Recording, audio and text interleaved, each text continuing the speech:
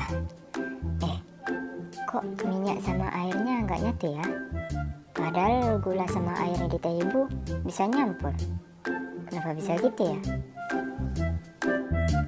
Kenapa sih gula dan air bisa nyatu, sedangkan minyak sama air nggak bisa nyatu ya? Karena gula itu termasuk senyawa polar, sedangkan minyak itu senyawa nonpolar. Polar non-polar itu apa sih? Kalau mau tahu lebih lanjut, saksikan video ini sampai akhir ya.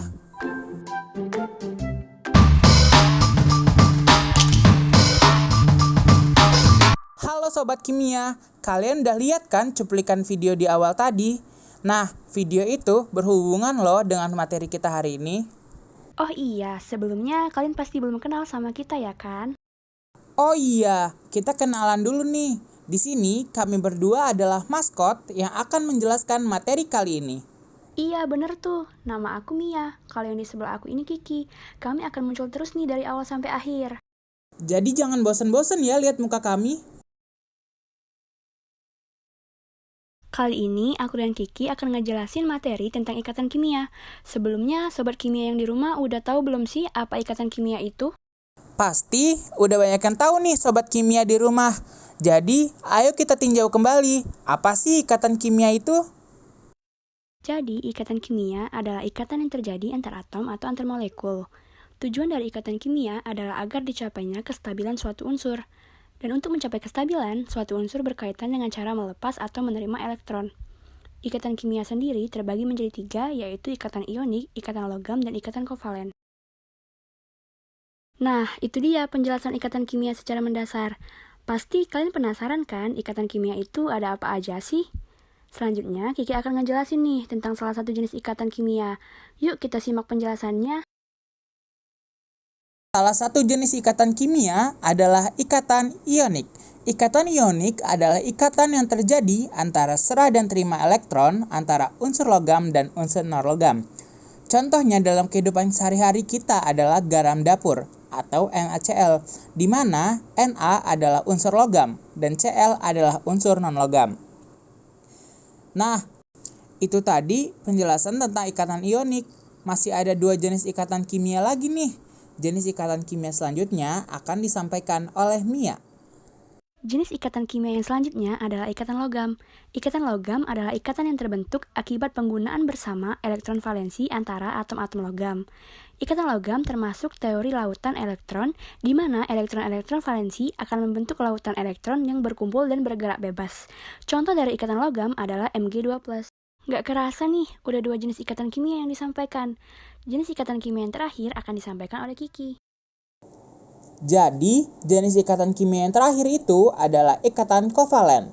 Ikatan kovalen adalah ikatan yang terbentuk akibat pemakaian pasangan elektron secara bersama-sama oleh 2 atom.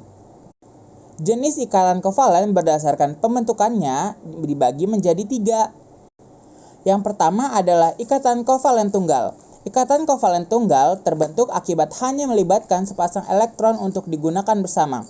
Contohnya pada CH4, H2O, dan HCl. Yang kedua, ikatan kovalen rangkap 2. Terbentuk akibat masing-masing atomnya memberikan sumbangan 2 elektron valensi. Contohnya pada CO2 dan O2. Yang ketiga adalah ikatan kovalen rangkap 3. Terbentuk akibat antara 2 atom yang melibatkan 6 elektron ikatan. Contohnya pada N2 sama asetilena. Kalau berdasarkan sumber elektron, ikatan kovalen dibagi menjadi 2, yaitu ikatan murni dan ikatan kovalen koordinasi. Di ikatan murni, kedua atom sama-sama menyumbangkan elektron. Tetapi, di ikatan kovalen koordinasi, hanya ada 1 atom saja yang menyumbangkan pasangan elektron. Jadi, atom pasangannya tidak menyumbangkan elektron. Contohnya pada BF3NH3, HNO3, SO3, NH4Cl, dan H2SO4. Kalau berdasarkan muatannya, ikatan kovalen dibagi menjadi 2. Yang pertama ada ikatan kovalen polar dan ikatan kovalen nonpolar. Ikatan kovalen polar terbentuk antara atom-atom unsur yang memiliki perbedaan nilai keelektronegatifan yang relatif besar, sehingga tertarik ke atom yang nilai keelektronegatifannya lebih besar.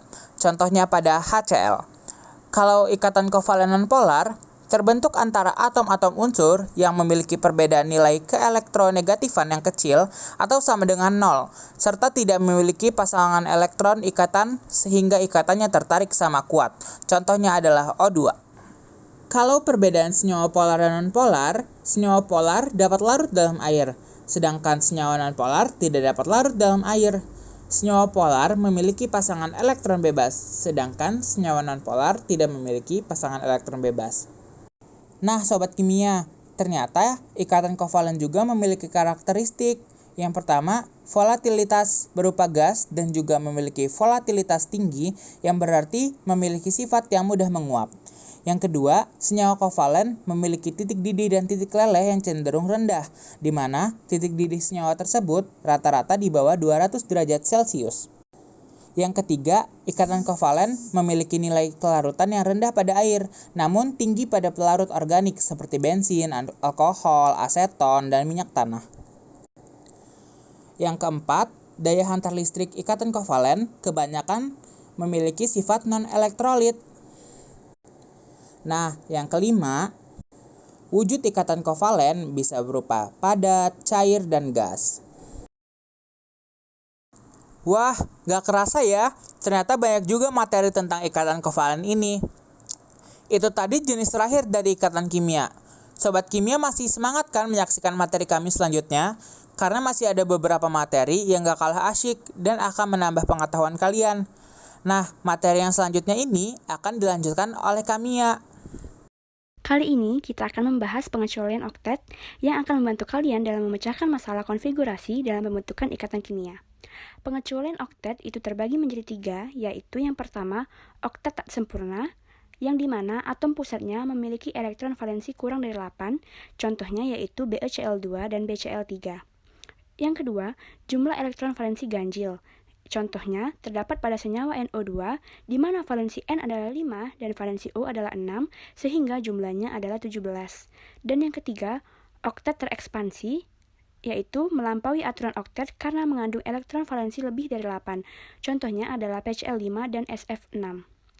Adapun kegagalan aturan oktet adalah aturan oktet tidak berlaku pada senyawa yang mengandung unsur-unsur transisi dan unsur-unsur protransisi, yang umumnya memiliki elektron valensi lebih dari 8. Ada beberapa yang memiliki elektron valensi kurang dari 8, namun memiliki tingkat oksidasi yang lebih tinggi, sehingga terjadi kegagalan aturan oktet juga. Wah, ternyata pengecualian oktet ini berpengaruh juga ya dalam pembentukan konfigurasi ikatan kimia.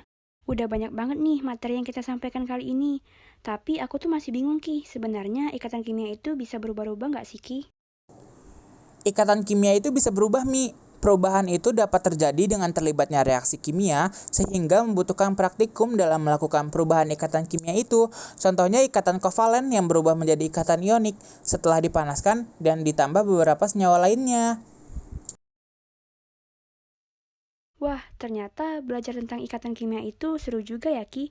Banyak banget nih materi-materi yang menarik kayak jenis ikatan kimia, pengecualian oktet, dan ternyata ikatan kimia itu bisa berubah-ubah ya.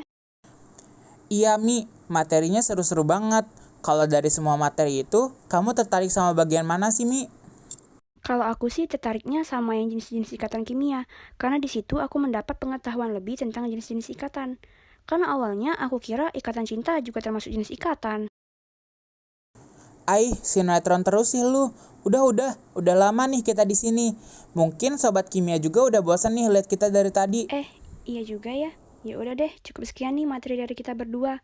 Semoga apa yang kita sampaikan bisa menambah pengetahuan sobat kimia ya. Oke, sekian dari kami. Sampai jumpa lain waktu. Jangan kangen ya sama kita berdua. Bye-bye.